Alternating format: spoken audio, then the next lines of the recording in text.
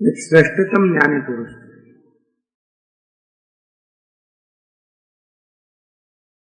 જ્ઞાની પુરુષ તે છે કે જેઓ જીવનના તમામ પાસાઓને સમજી શકે છે, જાણી શકે છે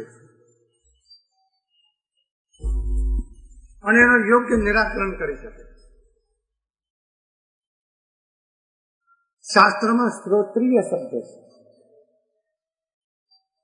શ્રોત્રિય એટલે માત્ર આધ્યાત્મ શાસ્ત્રનો વિદ્વાન એટલો અર્થ નથી કે જીવનના તમામ પાસાઓ છે. આધ્યાત્મિક અને પાસું છે જેને સર્વસંગ પરિત્યાગ કર્યો, સંસારનો પરિત્યાગ કર્યો, સંન્યાસીને વિરક્ત બન્યો,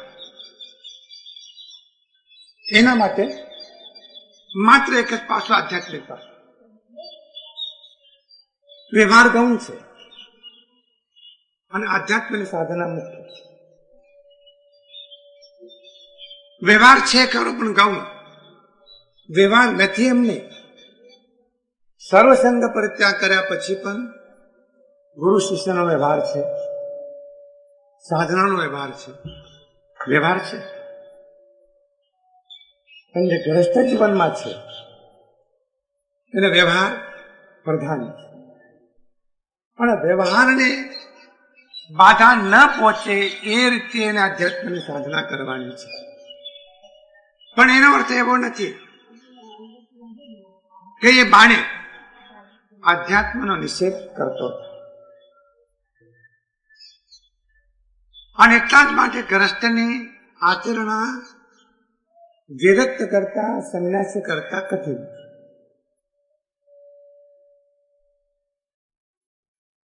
આધ્યાત્મનો મર્મ ખોવો ન પડે અને વ્યવહારની જાળમાં ડૂબી ન જાય. જો વ્યવહારની જાળમાં ડૂબશે તો આધ્યાત્મનો મર્મ ખોઈ બેસે. આધ્યાત્મનો મર્મ જીવનમાં જો નહીં જાણે તો વ્યવહાર ખોઈ બેસશે. વ્યવહાર પણ ખોવો નથી અને અધ્યાત્મનો મર્મ પણ જાળવી રાખવો છે. એવો તાલમેલ કરતા જેને આવડે છે એને કહેવાય છે ગ્રસ્ત, એને કહેવાય છે શ્રાવક. જરા જુદી ભાષામાં સંસ્કૃતે વાત કરી છે. 4 શબ્દો છે એને 4 પુરુષાર્થ કરે છે: ધર્મ, અર્થ, કામ અને મોક્ષ. આ શબ્દોને જુદી રીતે પણ કહી શકાય. મોક્ષ, ધર્મ, અર્થ અને કામ. તો આ ભાષા વાપરી તો ભારતીય તત્વજ્ઞાની જીવનનું એકમાત્ર છે મોક્ષ સ્વીકાર. સંપૂર્ણપણે રાગદ્વેષથી મુક્ત થવું, સંપૂર્ણપણે મોહથી મુક્ત થવું, જેના પરિણામે સર્વ કર્મોનો ક્ષય થાય છે. અને સર્વ કર્મોનો ક્ષય થતા આત્મતત્વ નિરાવરણ થાય.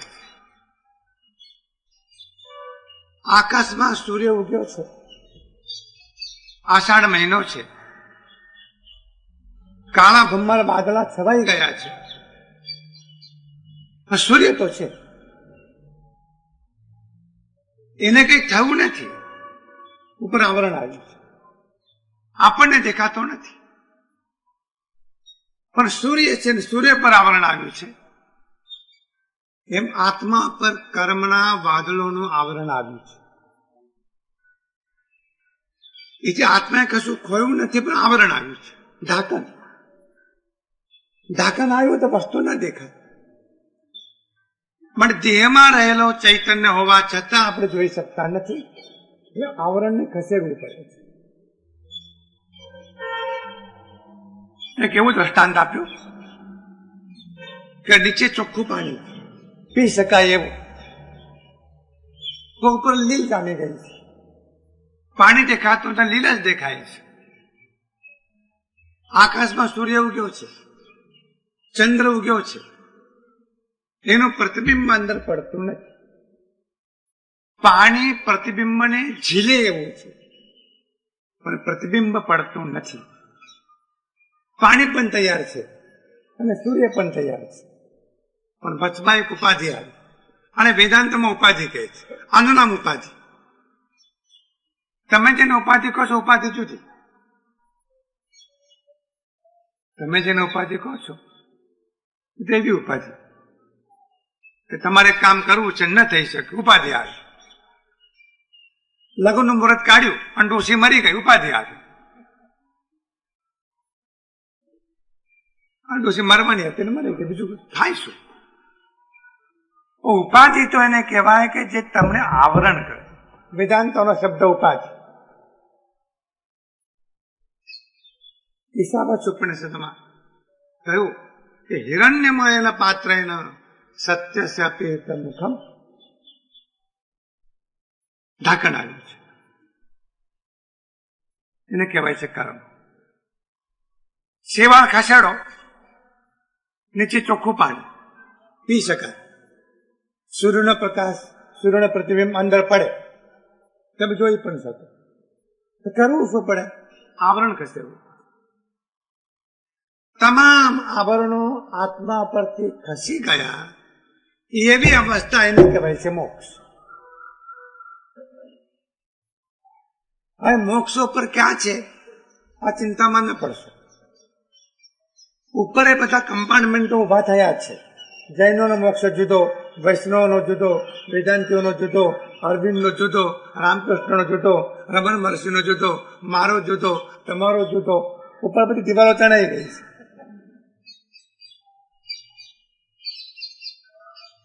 મોક્ષ એટલે મુક્ત. મુક્ત એટલે રાગ દ્વેષથી મુક્ત.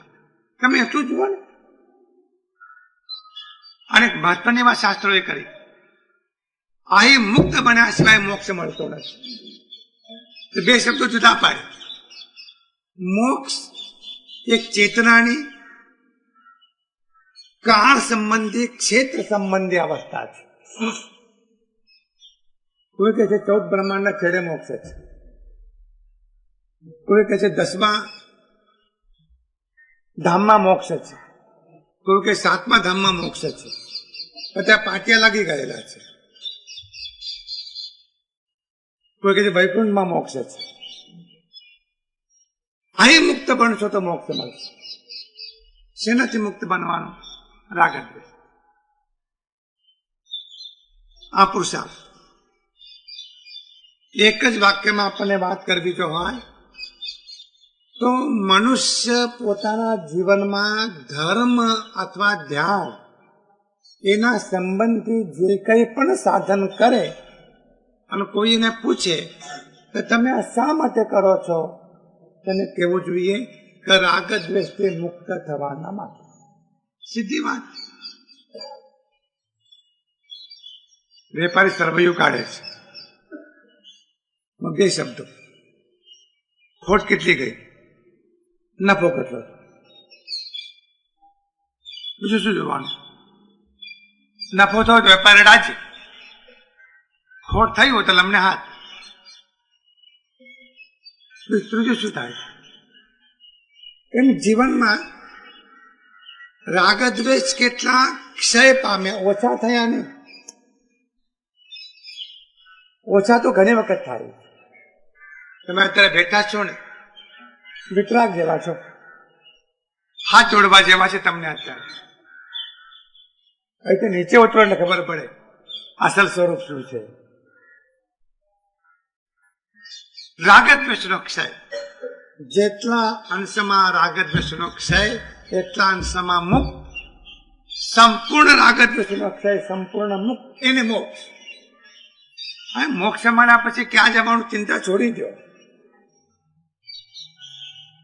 એ ચિંતા આપણે કરીએ છીએ. મુક્તને કઈ ચિંતા નથી કે ક્યાં જઈશું આપણે. એમ જો મુક્ત બન્યા પછી પણ ચિંતા રહેતી જો હોય તો ફરક શું પડ્યો એના મને આપણામાં? એનું સાધન ધર્મ. બીજો શબ્દ ધર્મ. તો ધર્મની વ્યાખ્યા સ્પષ્ટ થઈ ગઈ. જેનાથી રાગ દ્વેષનો સંપૂર્ણ ક્ષય થઈને મુક્ત કરે એનું નામ ધર્મ.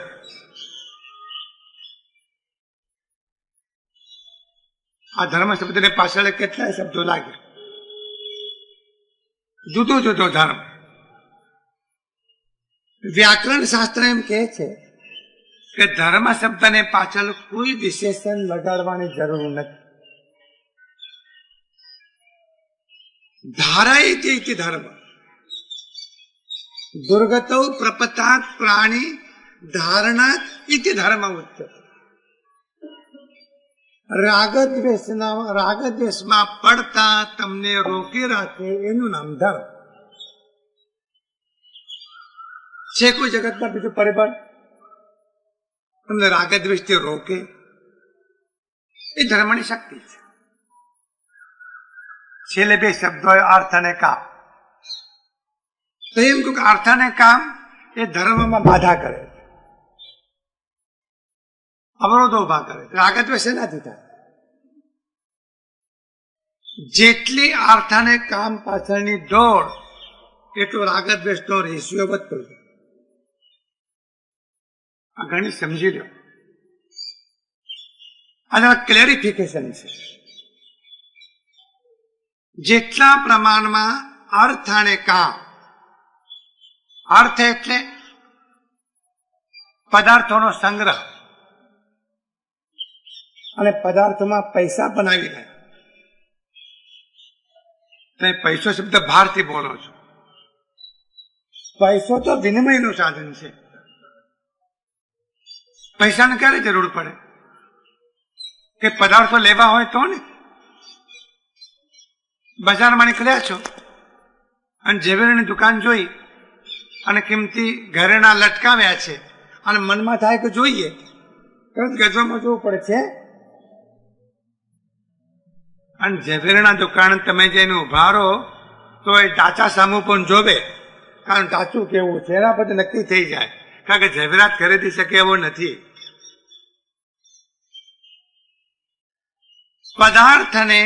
પદાર્થનો વિનિમય કરવાનું માધ્યમ એનું નામ અર્થ. પછી રૂપિયામાં થાય, છાપેલી નોટોમાં થાય. ભારતની અર્થવ્યવસ્થા એવી હતી. ગામડાઓમાં દરજી દરજીનું કામ કરે, હજામનું કામ કરે, કુંભારનું કામ કરે, ખેડૂતનું કામ કરે. પૈસાને લેવા દેવાની એને અનાજ આપે. 12 મહિના ચાલે એટલું અનાજ, સાથે ઘી, તેલ, ગોળ, મરી મસાલો. પૈસો વચમાં ઓછો આવતો. આ બધી વ્યવસ્થા તૂટી ગઈ.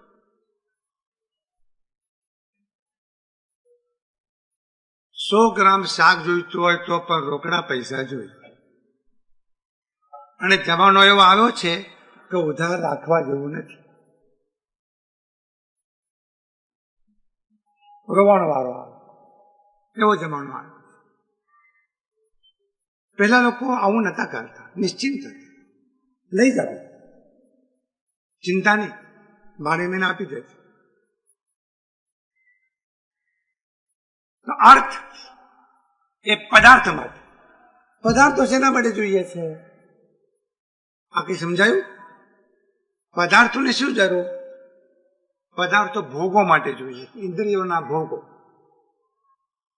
તો ગણિત એવું થયું, જેમ જેમ ઇન્દ્રિયોના ભોગો અને વિષયોની ઈચ્છા તૃષ્ણા વધતી જાય તેમ તેમ અર્થનું ધોરણ પણ તમારે વધારે ઊંચું કરવું પડે. મુસલમાનોમાં કહેવત છે, खुदा ने जन्म दिया तो रोटी देगा, छप्पर देगा, छप्पर की छापो, और पहनने के लिए कपड़े भी देगा, लेकिन तुम दारू मांगोगे तो नहीं देगा, खुदा बंधा हुआ नहीं है. पान मसाला मांगो तो नहीं देगा, खुदा बंधा हुआ नहीं है. આજની જીવન વ્યવસ્થામાં છપ્પર, રોટલા અને કપડાનું મહત્વ ઘટ્યું અને આ બધું મહત્વ વધ્યું. પદાર્થો વધારે જોઈએ. જેટલા વધારે પદાર્થો એટલા પ્રમાણમાં અર્થોપાર્જન વધારે. અને આનો જેમ એરિયા વધતો જાય, માહિતી, અન્યાય, દુરાચાર, આનો પણ એરિયા વધતો જાય. દરેક પક્ષના નેતાઓ ભ્રષ્ટાચાર સામે લડીશું, ભ્રષ્ટાચાર સામે લડીશું. શું તમે લડવાના હતા? ભ્રષ્ટાચાર કરનારા તમે શું લડવાના હતા? એ આપણને ખબર નથી, પણ આ ચૂંટણીમાં બધાને પોલ ખબર પડી ગઈ. એના પર કેમ લાગે છે કે એક પક્ષ એવો નથી કે ભ્રષ્ટાચારીઓ ન. અને બહુ મજાની વાત તો એ છે કે એના ખેલાડીઓ પાછા ઉભા છે, નવા મોડા તો આવ્યા જ નથી. નવા મોડા નથી આવ્યા. અને નવા મોડા જો આવે ને તો ચાલે એવું નથી, કારણ કે આ લોકોની મોનોપોલી થઈ ગઈ ને, એ તૂટી જાય. કારખાને કામ એટલા માટે બે વિભાગ પડ્યા. વિરક્ત સર્વસંગ પરિત્યાગી અર્થ અને કામથી પર માત્ર ગ્રસ્ત માટે એવી અવસ્થા નથી. તો એને એમ કહું કે અર્થોપાર્જન અને કામોપાર્જન તારે કરવાના, પણ ધર્મના પાયા ઉપર નહીં.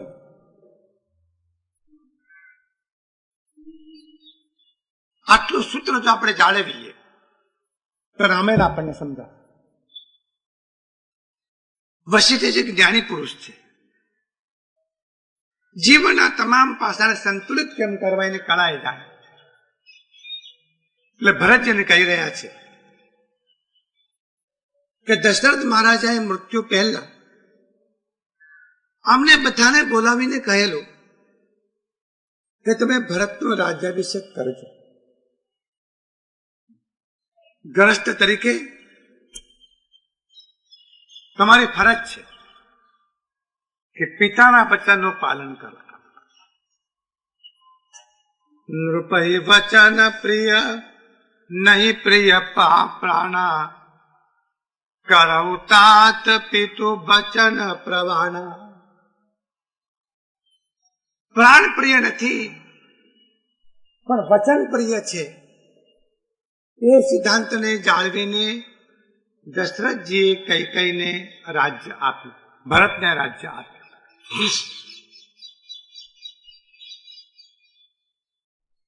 અને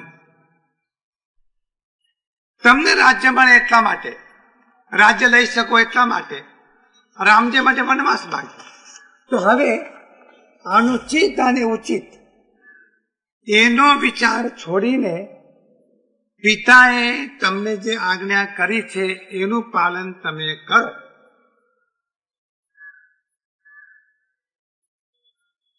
એ ખુલાસો કર્યો. અવશ્ય નરેશ વચન પૂરક કરવું. દશરથ મહારાજાની સ્થિતિ લાચાર હતી.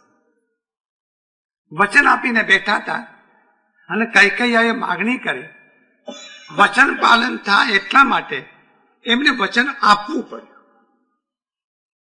અને એમાં એમનો દેહનો ત્યાગ થયો. છેવટે શાસ્ત્ર પ્રમાણ આપ્યું કે વેદોમાં અને શાસ્ત્રોમાં અને પુરાણોમાં પિતા જેને રાજ્ય આપે એ રાજ્યનો અધિકારી, આવું વેદોનું અને પુરાણોનું પ્રમાણ છે. ત્રીજી વાત કરી કે તમે રાજ્યાભિષેક કરવા દેશો અને રાજ્યની જવાબદારી સંભાળશો તો રામ અને વૈદેહી બંને બહુ સુખ પામશે, બહુ રાજી થશે. છેલ્લી વાત કરી, છેલ્લી તે વખતે પંડિતો તો હતા જ, અને પંડિતોનું કામ આ જ વાત કરવાનું. વશિષ્ઠજી એમ કહે છે કે કોઈ પણ પંડિતો તમે અનુચિત કર્યું છે એવું નહીં કહી શકે, એમ વશિષ્ઠજી કહે છે. ભરતજી વચ્ચે તમારા મનમાં બી શંકા હોય કે પંડિતો વિરોધ ન કરે, પિતાની આજ્ઞા છે, રામજી મંજૂર છે, પણ કૌશલ્યા આદિ માતાઓના મનમાં શું છે? જુઓ, આ વશિષ્ઠ જે વાત કરે છે એકે પાસું બાકી રાખતા નથી. તો કૌશલ્યા અને સુમિત્રા કઈ તો સંમત છે જ.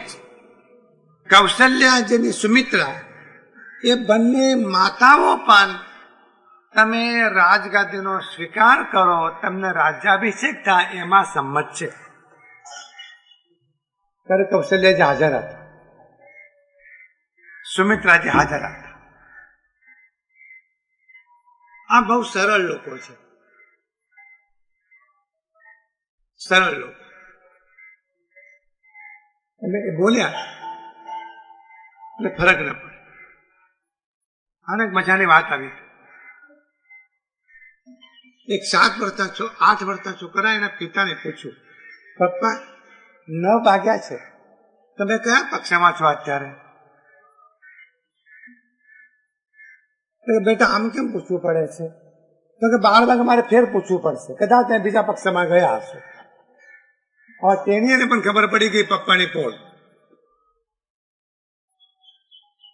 કૌશલ્યાજી બેઠા છે, સીતાજી બેઠા છે, અરે સુમિત્રાજી બેઠા છે. અને છેલ્લી વાત, ભરતજી તમે સ્વીકાર કરશો, અયોધ્યાની પ્રજાને બહુ સુખ પ્રાપ્ત થશે. અને આ વાત અમે જે કરીએ છીએ એ ટાઈમ બિંગ છે, વચગાળાની વ્યવસ્થા છે. તમે રાજ્ય લો તો તમે એમ જ જાણજો કે આ રાજ્ય રામજીનું છે.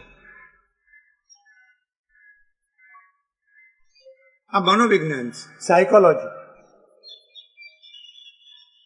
આજની સાયકોલોજી ગમે તેટલી વિકસિત હોય પણ 50% બાકી. ભારતીય સંસ્કૃતિની સાયકોલોજી 100%.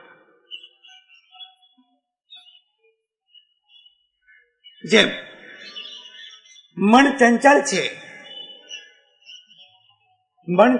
છે, વાયુને રોકવું અને મનને રોકવું એ સરખું કઠિન છે. ચંચલમી મન કૃષ્ણ પ્રમાથી બલવત દ્રઢમ તસ્યાહમ નિગ્રહમ મન્ને વાયુરીવ દુષ્કરમ.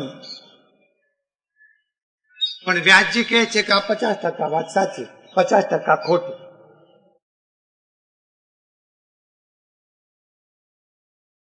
ખ્યાલ આવે છે?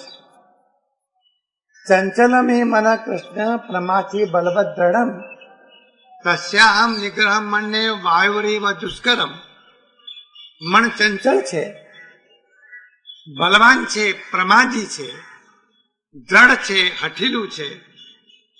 એનો નિગ્રહ કરવો મુશ્કેલ છે, જેમ વાયુનો રોકવો મુશ્કેલ છે. પણ ધ્યાન શાસ્ત્રો કહે છે કે આ વાત 50%. 50% બીજી વાત કઈ ત્યાં જ ખુલાસો કરે.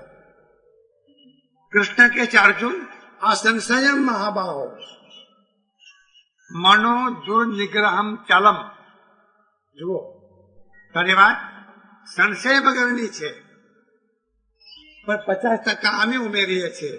અભ્યાસેન ચ વૈરાગ્યેન કૌંતેયમ તું ગૃહ્યતે. આ ફ્રોઈડને ખબર નથી, આ પશ્ચિમના. પરમ તુમાર રામ કર જા નહીં સો સબ વિધિ તુમ સન ભલ માની. સૌ પેહુ રાજુ રામ કે આए સેવા કરે સ્નેહ સુહાય.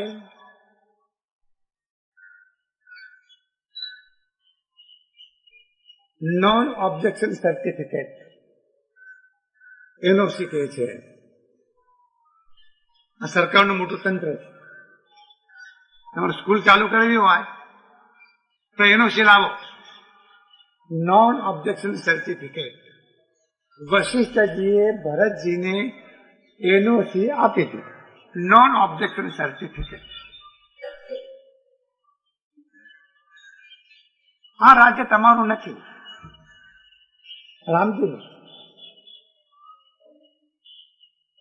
રામજી પછી તમે સંભાળો. તો આ બધી વિધિ સમજીને આ અમે ભલું કહીએ છીએ. અને છેવટની વાત એ પણ કરી દીધી કે રામજી જયારે પધારે ત્યારે તમે આ રાજ્ય એમને સોંપી દો અને સ્નેહપૂર્વક એમની સેવા કરજો.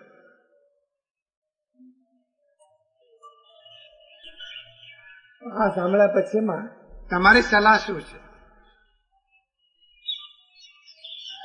તો ધારો કે તમે સલાહ આપવા જવાના, તમે સલાહ શું છે? એનું શું મળી ગયો, શું વાંધો? એક પણ અક્ષર ભરતજી બોલ્યા માઉ. એટલા માટે કઠિન વાત છે. ઉપનિષદો એ કર્મ આપે છે.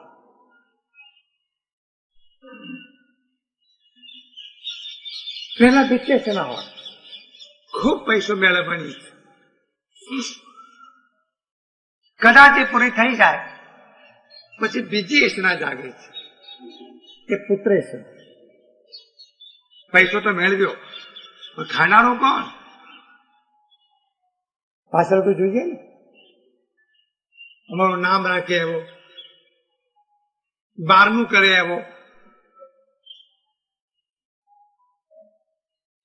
હવે લોકો બહુ ડાયા થઈ ગયા છે. હવે એમ કે છે કે મર્યા પછી દીકરા 12મું કરે કે ના કરે, જીવતા જગત કરી નાખો. જીવતા જગતિયાનો અર્થ સ્લાઇડ 12મું. જો 12માનો ના ખબર તો જીવતા જગતિયાનો પણ ના ખબર.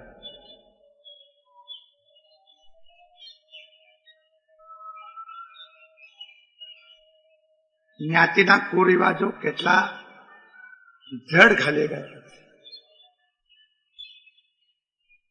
12મું કરવા માટે જમીન વેચે અને જિંદગીભર દેવાદાર બને. ઓલા ખાનારાઓ એક બેર બરાબર ઝાપતી જાય અને ખબર પડે કે ઓલો દેવાદાર થયો છે. એ મૂર્ખાને કોને કહ્યું તું કે સુડીએ ચડ, શું કરવા ચડ્યો? શું તમે મેળવ્યું? પુત્ર મળ્યા પછી ત્રીજી એસના બહુ પ્રબળ સત્તાની અને લોકોની પ્રતિષ્ઠા મળે એમ. ભરતજી ત્રણેય એસનાઓથી મુક્ત. હું જરા ઝીણી ચર્ચા કરીને વાત કરું છું. એટલા માટે કે ભરતજીના અસલ સ્વરૂપને તમે હજુ ઓળખ્યો નથી. ભરતજી પરમ વૈરાગ્યની મૂર્તિ છે. પરમ વૈરાગ્ય જ્યાં હોય તો તૃષ્ણા ન હોય. પરમ વૈરાગ્ય જ્યાં હોય તો ઈચ્છા ન હોય. પરમ વૈરાગ્ય જ્યાં હોય તો પ્રલોભન ન હોય. અને પરમ વૈરાગ્ય જ્યાં હોય તો આકર્ષણમાં ઢળી પડે એવી નબળાઈ ન હોય. વૈરાગ્ય નહીં રહે નહીં તો.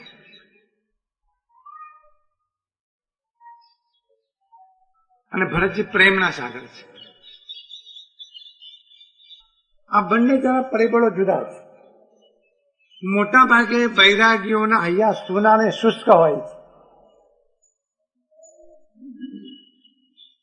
સાધુઓ, સંન્યાસીઓ, વિરક્તો, બાબાઓ, એમના હૃદયમાં સ્નેહનો સાગર રહેલા તો ન હોય. એટલા માટે તો એ ટાઈટ ઉડવા જેવો. ગુસ્સો આવતા વારે નહીં એમણે. हमको तुम्हारा क्या पड़ा है, चले તમે ન કહી શકો એવું. ભરતજીમાં પરમ વૈરાગ્ય છે અને ભરતજીમાં પરમ પ્રેમનો સાગર. ત્રીજી મહત્વની વાત, ભરતજીમાં પરમ વિવેક. ધરતી પર આવા પાત્રો ઘણા ઓછા થાય છે. પરમ વૈરાગ્ય, પરમ પ્રેમ ને પરમ વિવેક ઓછા પાત્રો. વશિષ્ઠજી મૌન થયા. ભરતજી બોલતા નથી. સુમંત મંત્રી વિચક્ષણ પુરુષ સમજી ગયા કે ભરતજીને આ વાત સંમત નથી. વશિષ્ઠજી પછી મહત્વનું સ્થાન સુમંત મંત્રીનું છે.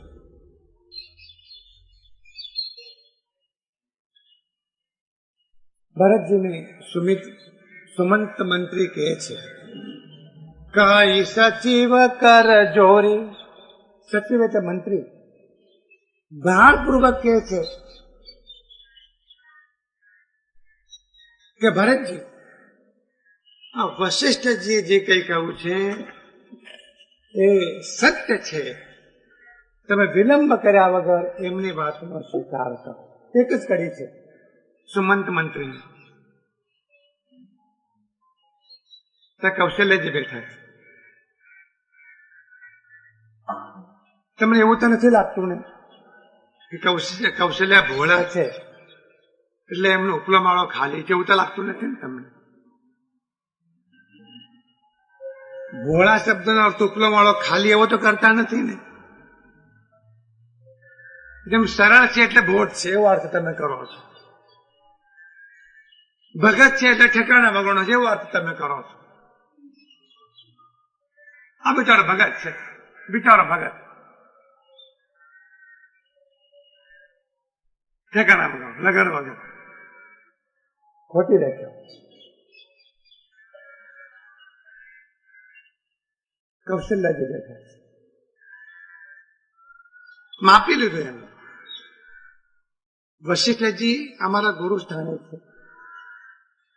કદી પણ એમને આજ્ઞા કર્યું હોય સામે તર્ક પણ નથી. દશરથ મહારાજાએ, રામજી, લખનજી, સીતાજી, કૌશલ્ય એમને આજ્ઞા કરી શીર્ષાબંધ. જૈનમાં એક શબ્દ છે કહતી તથા ઇતિ. ગુરુદેવ આપે જે કહ્યું અક્ષરશઃ સત્ય છે અને પાલન કરવા. નો આર્ગ્યુમેન્ટ. આવી પરંપરા છે રઘુકુળમાં. કૌશલ્યાજી બરાબર સમજે છે, ભરતજી બોલતા નથી.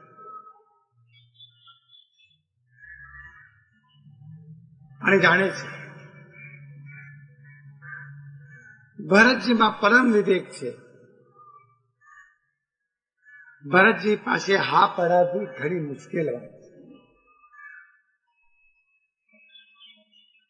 આ વાત જ કોઈ જુદી છે. અહીંયા આપણા ત્યાં લેવાના ઝઘડા થાય છે. અહીંયા નથી લેવું એનો મીઠો ઝઘડો છે. કડવો નહીં, મીઠો ઝઘડો. ઘર કેટલું સરસ ચાલે. આપણી હાલત તો ઘરમાં કેવી છે? ગીધડા જેવી છે. જોયું નથી કે તૂટી પડ્યા નથી. બધી વ્યવસ્થા ગોઠવવી પડે છે. એક બેને કહેતા હતા બધું ગોઠવીને મૂકવું પડે. ગોઠવીને ન મૂકીએ તો પાછળ કશું રહે નહીં. દૂધે જુદું મૂકવું પડે, શાકે જુદું મૂકવું પડે. સમજ્યા આમાં કઈ તમે? એરેન્જમેન્ટ કરવી પડે. પછી તો આપણને કોઈ તપેલું સામે મૂકી દીધું તો તપેલામાં કશું રહે જ નહીં, ખાલી.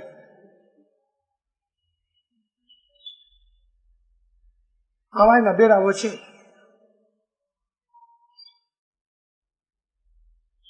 કૌશલ્યા ધરી ધીરજ કહી. કૌશલ્યા ધીરજ પૂર્વક કહે છે, પુત્ર વશિષ્ઠ જે પધાર્યા છે અને તેઓ જે કંઈ પણ કહે છે એ તમે વિના સંકોચે સ્વીકાર કરી લ્યો. એમાં તમારું હિત છે, અમારું હિત છે, પ્રજાનું હિત છે, અને વિચાર છોડી દો. રામજી વનમાં ગયા કે તમને બહુ દુઃખ થયું છે ને વિચાર તમે છોડી. કૌશલ્યાજી, અને એવું માની લો કે કાળની ગતિ છે, કે કોણ ફેરફાર કરી શકે એમ છે. કૌશલ્યાજી,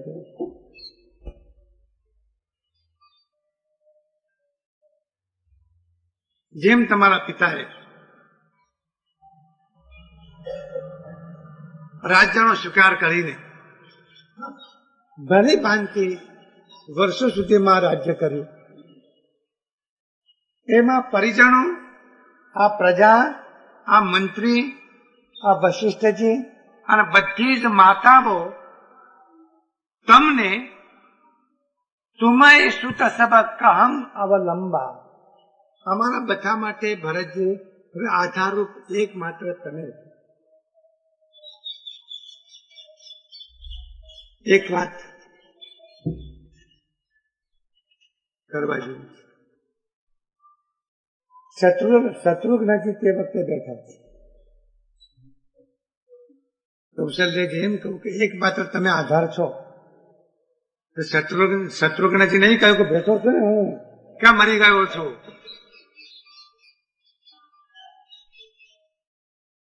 આવી કોઈ ચર્ચા તમારા ઘરમાં ચાલતી હોય અને તમે કોઈ દીકરાને પૂછ્યું ન હોય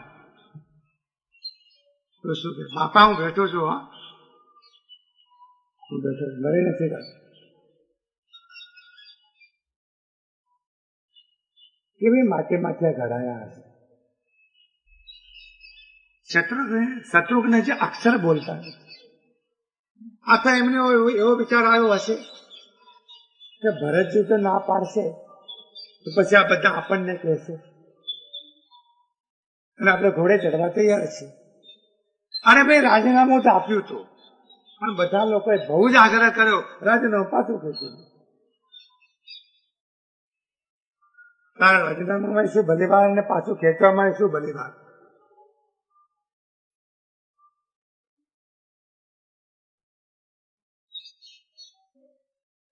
ગુરુદેવની આજ્ઞા શિર પર ધારણ કરીને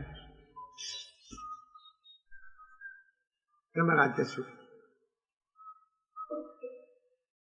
તુલસીદાસજીએ ભરતજીની સામે તમામ પક્ષો રજૂ, હુકુમ વ્યવસ્થા, પ્રજાની વ્યવસ્થા, ધર્મશાસ્ત્રો, પંડિતોના અભિપ્રાયો, માતાજીના અભિપ્રાય બધું રજૂ કર્યું અને અંગ્રેજીમાં જેને ક્લિયર કટ પિક્ચર કહે છે એવું થયું. હવે ભરતજી ના પાડે તો ભરતજી હથેલા ગણાય કે નહીં, વેવલા ગણાય કે નહીં, વેદિયા ગણાય કે નહીં. વાલ્મીકી રામાયણમાં, કાલિદાસે ભવભૂતિ રામાયણમાં અને તુલસીજીએ તુલસી રામાયણમાં ભરતજીને વેદિયા કીધા નથી.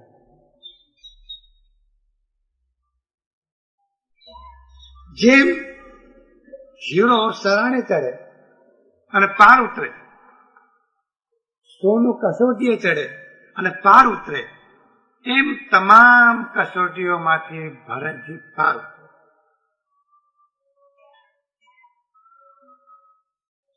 ભરતજી કહેવાનો પ્રારંભ થયો. આજે આટલી જ વાત કરવી છે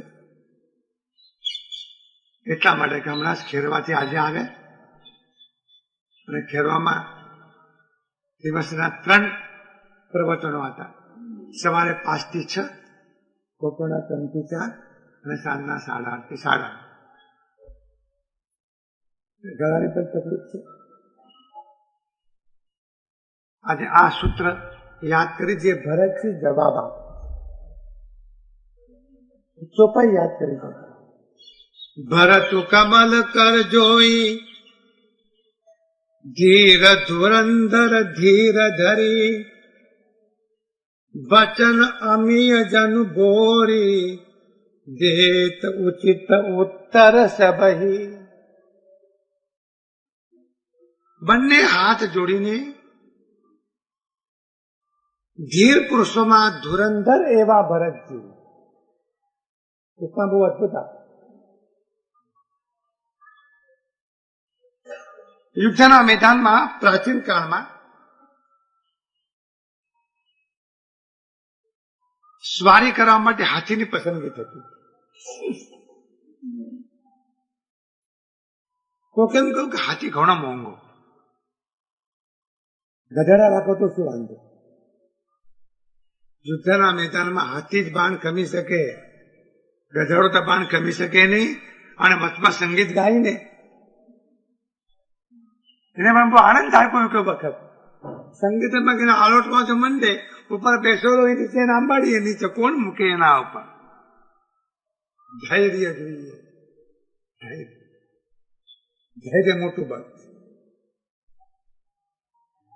બુદ્ધિ બળ કરતા, સત્તાના બળ કરતા, પૈસાના બળ કરતા, રૂપના બળ કરતા ધૈર્યનું બળ મોટું.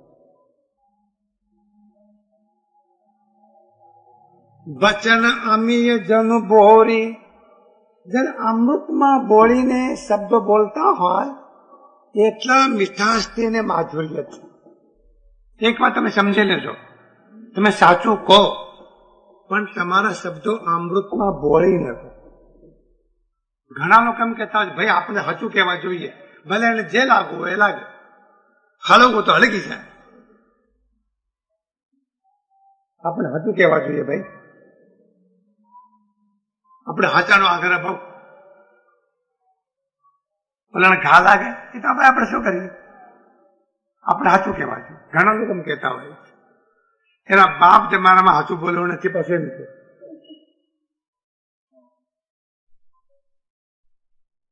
અમૃતમાં બોલીને જયારે શબ્દો બોલતા હોય. છેલ્લી કડી બહુ મહત્વની, દેત ઉચિત ઉત્તર સબય, બધાને ઉચિત જવાબ ભરતજી આપવાના છે.